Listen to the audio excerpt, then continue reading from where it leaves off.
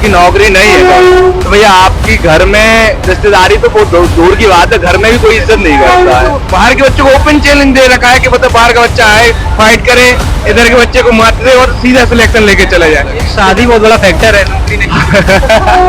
भैया ये बाप अपनी बिटिया नहीं देता। भैया ये तो सबसे बड़ी बात है। रोजगार के मुद्दे से देखी जाए तो सरकार कहीं ना कहीं फेल होती ही दिखाई देती है।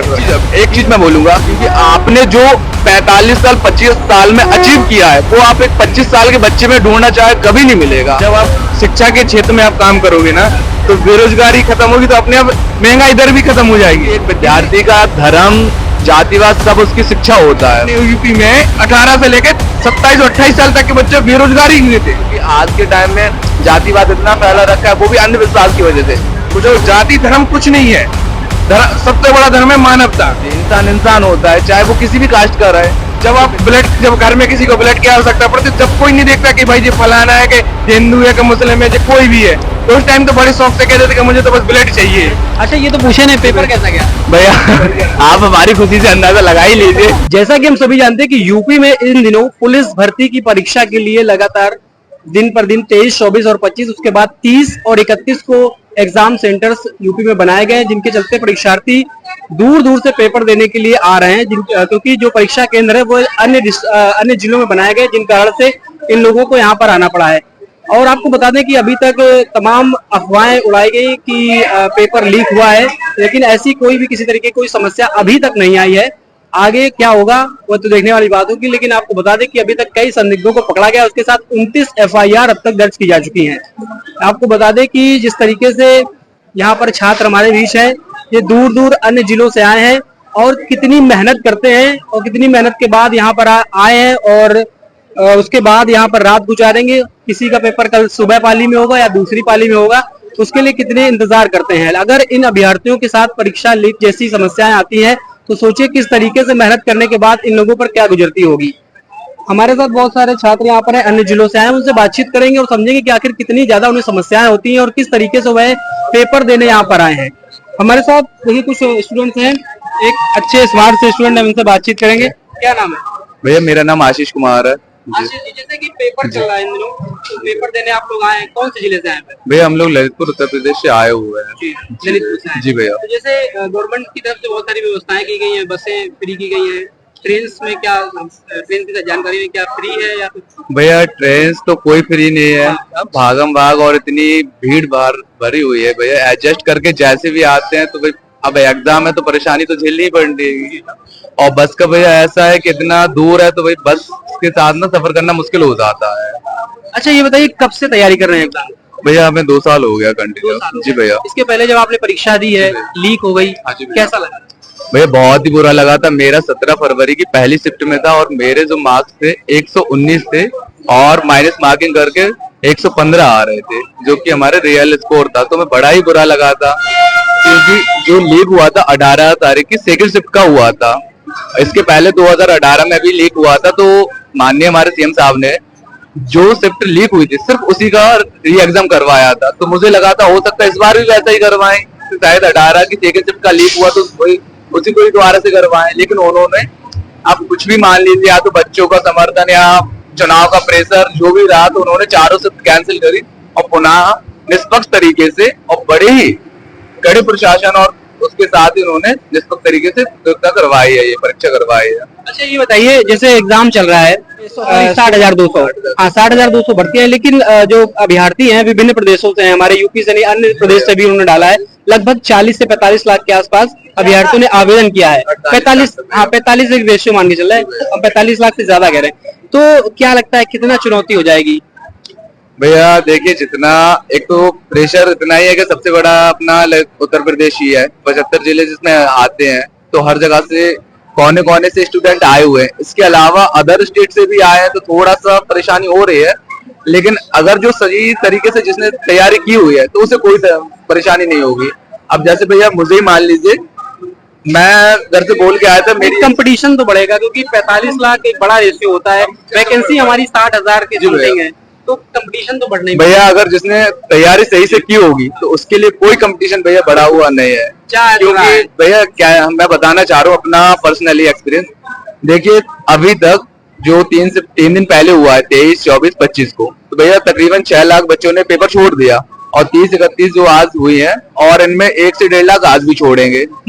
तकरीबन 7 से 8 लाख बच्चों ने छोड़ दिया। अब बचे हुए 48 लाख में से 41 लाख, 40 से 41, जिसमें ऐसे भैया 15 से 20 लाख बच्चे ऐसे हैं जो नए नए आए हुए हैं, तो उनसे तो कोई खतरा है ही नहीं। अब जो टोटल कंपटीशन बचा हुआ 15 से 20 लाख के बीच में है, अगर भैया इसमें भी ना कर पाओ तो बड़ी बेकार की बात है। और इसमें भी भैया ऐसे 15 से 20 लाख में जो भैया मतलब गलती से भी गलत हो जाता है करना, जैसे उन्हें भैया यहाँ लगा लिया उन्होंने बुकलेट पे ऑप्शन डी और OMR पे गलती से भर दिया डी, तो इस वजह से 5-6 लाख बच्चे वैसे भी कम हो जाते। तो जो देखा जाए, अगर एक रेशियो बनाया जाए तो 10 से 15 लाख के बीच में ये बचा हुआ है कंपटीशन, और जिसने तैयारी सही तरीके से की है तो भैया उसके लिए कोई बड़ी बात नहीं है।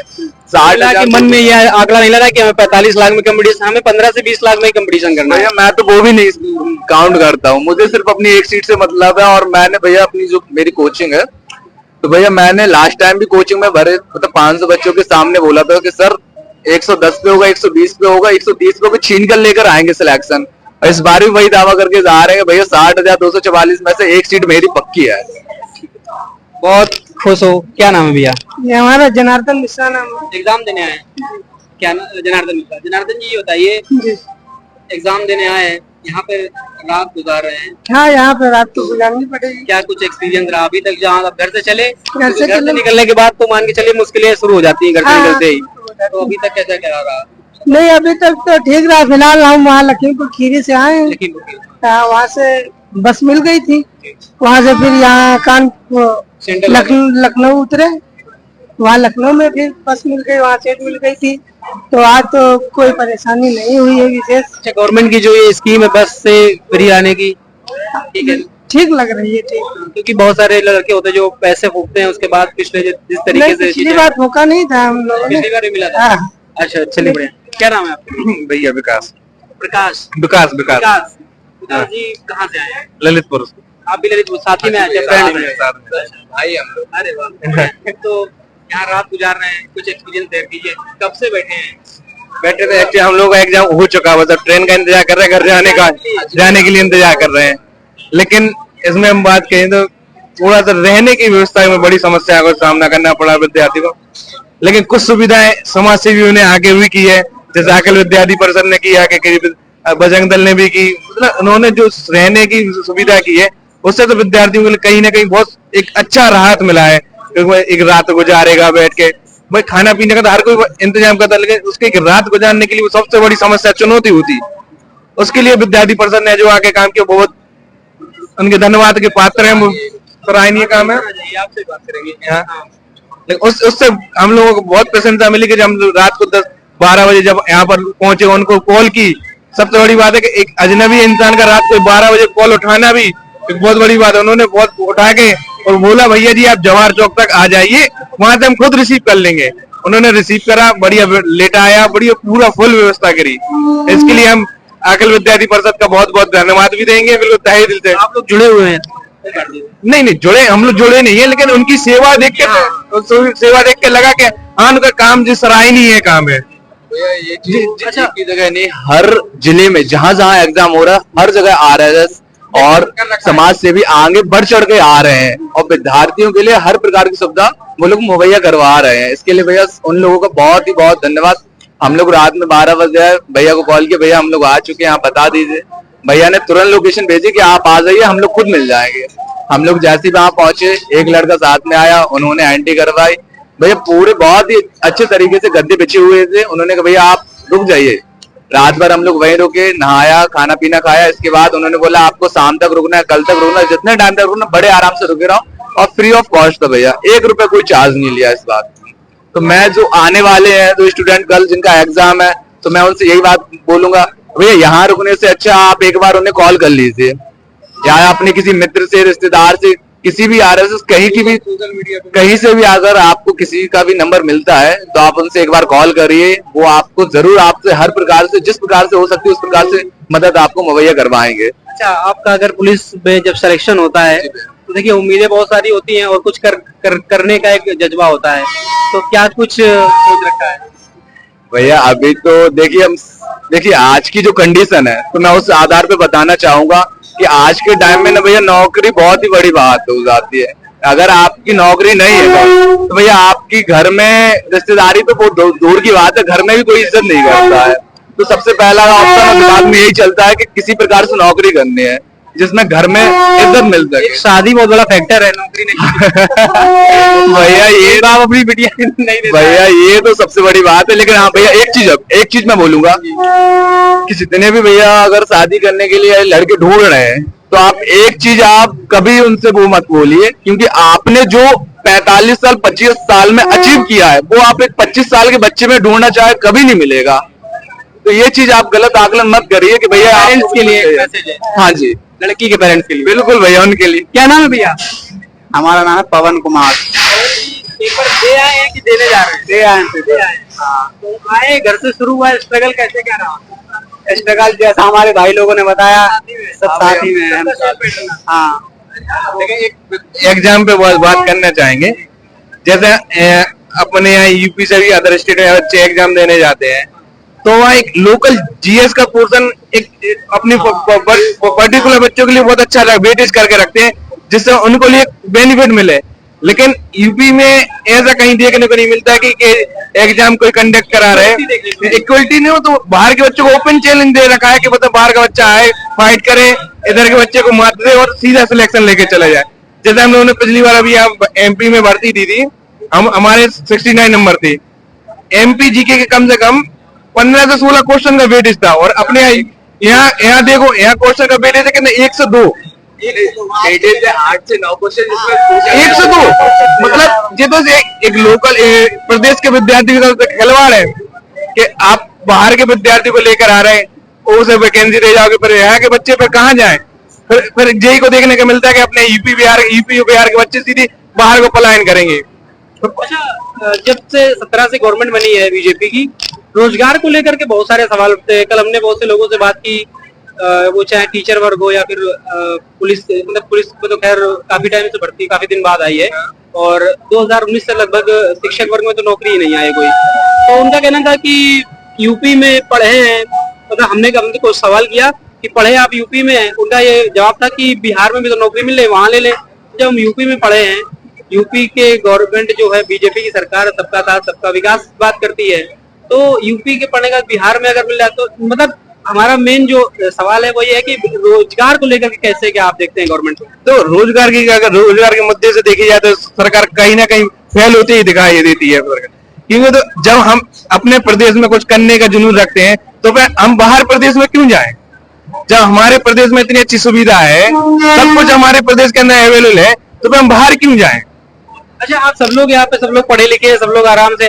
अच्छा, ये बताइए, जिस तरीके से पॉलिटिक्स में देखने को मिलता है कि धर्म की बात होती है, तमाम ये सब बातें कंट्रोवर्सी बहुत ज्यादा होती है, तो इन सबको ना देखते हुए हम लोग को शिक्षा, क्योंकि हम लोग शिक्षा पढ़ रहे हैं, अगर हम लोग कमाएंगे तो ये शिक्षा ही हमारी एक बेस होगा जिसके बेस पर हम लोग कमा खा सकते हैं या अपनी लाइफ फ्यूचर को सेट कर सकते हैं। तो आपको क्या लगता है कि धर्म पर ध्यान देकर के हम ज्यादातर शिक्षा की ओर बढ़नी चाहिए? इससे क्या होगा, आसपास का वातावरण और तमाम चीजें अच्छी हो जाएंगी, लोगों में ह्यूमैनिटी एक रहनी चाहिए। तो क्या धर्म क्या सिखाता है?